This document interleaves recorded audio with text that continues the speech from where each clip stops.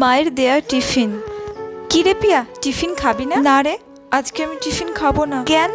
মা রোজ রোজ আমাকে রুটি আলু ভাজা দিয়ে দেয়, আমার খেতে একদম ভালো লাগে না রুটি আলু ভাজা, তাই আমি খাবো না।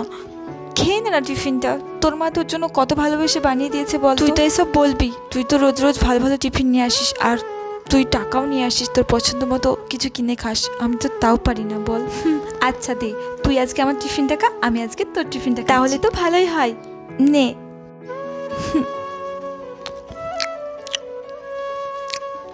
কি রে, তোর রুটি আলু ভাজা এত ভালো লেগেছে? তোর এই খাবারে মায়ের ছোঁয়া আছে তাই। কিন্তু প্রত্যেকের টিফিনেই তো মায়ের ছোঁয়া থাকে। তুই যে কি যে বলিস না, আসলে মানে তাই আমি কখনো সরি, আমি বুঝতে পারিনি। মাকে কখনো অবহেলা করিস না, মা না থাকলে টাকা দিয়েও কখনো মায়ের ভালোবাসা কিনতে পারবি না। মাকে মন থেকে ভালোবাসলে কমেন্টে অবশ্যই মালিককে লাইকের সাথে টুনি অফিসিয়ালকে সাবস্ক্রাইব করে যেও।